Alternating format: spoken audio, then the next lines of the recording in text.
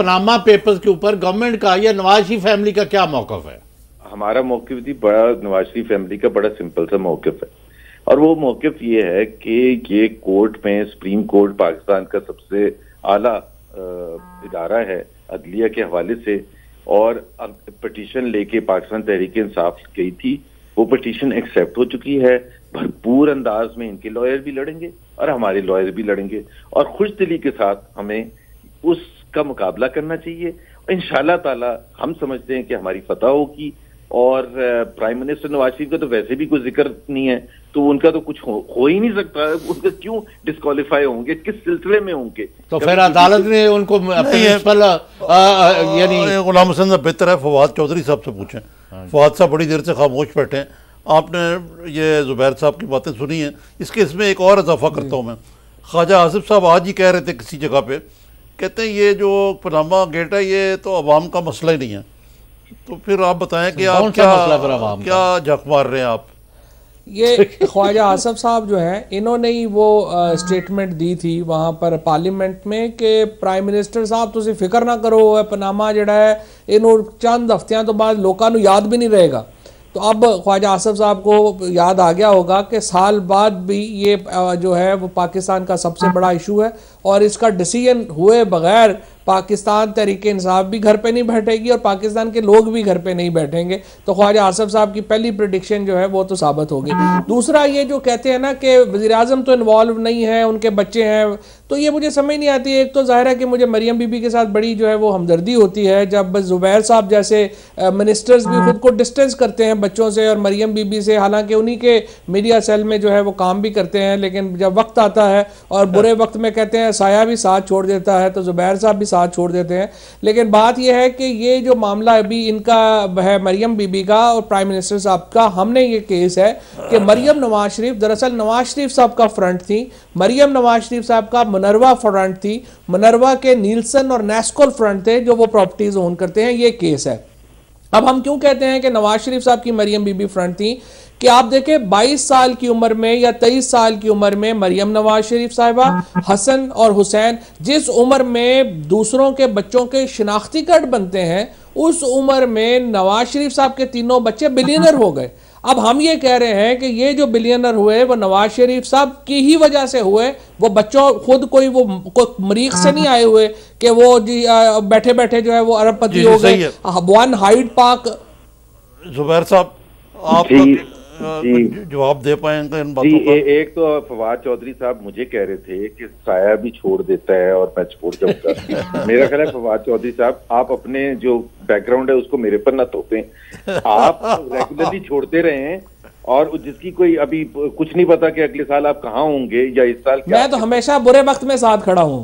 बुरे वक्त में नहीं, मतलब आप जब बुरा वक्त मुशर्रफ साहब का था तो आप वहां से चले गए पीपल्स पार्टी। ना मैं तो शामिल यही ना, आपको जो कि पॉलिटिक्स में नहीं ना रहे। मैं तो मुशर्रफ साहब से मिला ही पहली दफा उस वक्त था जब वो प्रेसिडेंट नहीं थे। अच्छा चलें ठीक है, लेकिन आप छोड़ने की बात कर रहे थे तो अपना जवाब दे दें सर। आप बस से उतर जाते हैं, तो मैं तो नहीं अभी तक ना हुआ है, और यकीन के साथ कह सकता हूँ कि मैं पॉलिटिक्स छोड़ सकता हूँ, लेकिन मैं ये नहीं कि दूसरी पार्टी में जाके बैठ दूंगा। एटलीस्ट ये नहीं, तो आपकी पॉलिटिक्स है ही कोई नहीं, आपकी तो शख्सियत परस्ती है ना, बस एक बंदे के साथ है। आपका तो हल्का भी कोई नहीं है, कुछ भी नहीं है। यार देखें, शख्सियत पसंदी पता क्या होती है? आप हमें कहते हैं ना दरबारी, मैं आई एम सॉरी टू से, वो डंड निकालने लगते हैं तो सारे पीछे उसके साथ डंड निकालने शुरू कर देते हैं। क्या मतलब, मुझे खुदा के लिए यार, मतलब वो एक हाथ से यूं करते हैं तो वो सारे उसी तरह से शुरू हो जाते हैं। वो ट्रैक सूट पहन के निकलते हैं, पीछे पीछे सारे ट्रैक सूट पहन के। ये होता है दरबारी सिस्टम, ये होता है शख्सियत पसंदी। हमें क्या बता रहे हैं? हम तो अपने ऑफिस जाते हैं, सुबह से लेकर रात तक काम करते हैं। शख्सियत पसंदी उसमें क्या? चलिए, तो प्राइम मिनिस्टर साहब से पार्लिमानी पार्टी की मीटिंग में किसी ने पूछा कि आपका नाम इंटरनेशनल स्कैम में आया है, तो आप इसके ऊपर को वजाहत दें। को मीटिंग ही हुई पार्लियामेंट की, पार्लिमानी पार्टी की? एक सेकंड, फवाद चौधरी ऑनेस्टली हम इतना खुल के बात करते हैं। आपके एक अली मोहम्मद ने एक दिन खुल के बात की थी तो उनको वो जूते पड़े थे कि याद आ गए थे।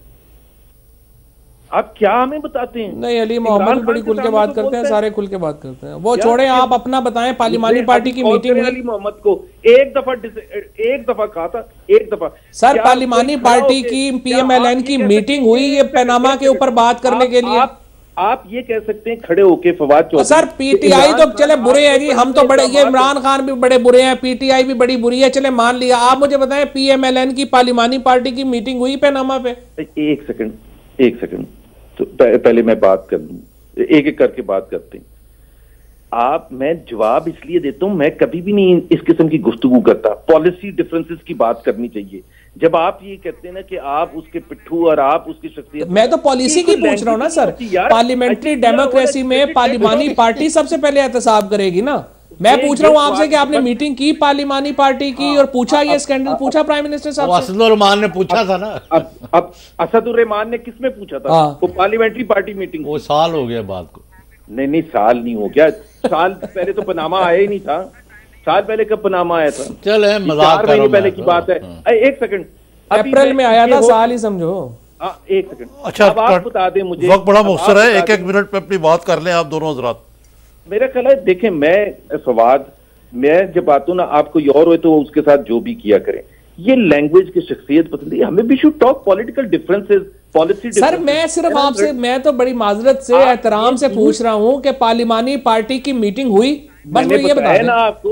मैंने देखे वो सवाल आपका कोई उसमें गलती नहीं है, आप जरूर पूछें, 10 दफा अच्छा पूछें। फवाद साहब, मेरा आखिरी सवाल ये है कि जो भी इसका फैसला आएगा पनामा गेट का, वो कबूल होगा आपकी पार्टी को? फर्ज करें आपके खिलाफ आता है तो 101% कबूल होगा जी। और क्या करना है, हम तो निजाम के अंदर रह के करनी है ना तब्दीली। इनकलाब के लिए तो नहीं निकल पड़ना। जुबैर साहब ने तो कह दिया कि हमें कबूल होगा, और शहबाज शरीफ साहब ने भी कहा नहीं, 100% कबूल करेंगे जी। तमाम पांचों के पांचों जजों पे हमें पूरा कामल एतबार है, जो फैसला करें हमें कबूल है। लेकिन उसमें कबूल करने का तरीका क्या होता है? कबूल करने का तरीका ये होता है, वो अभी बात कर लेते हैं। वो ये होता है कि बगैर इफ्स एंड बट्स,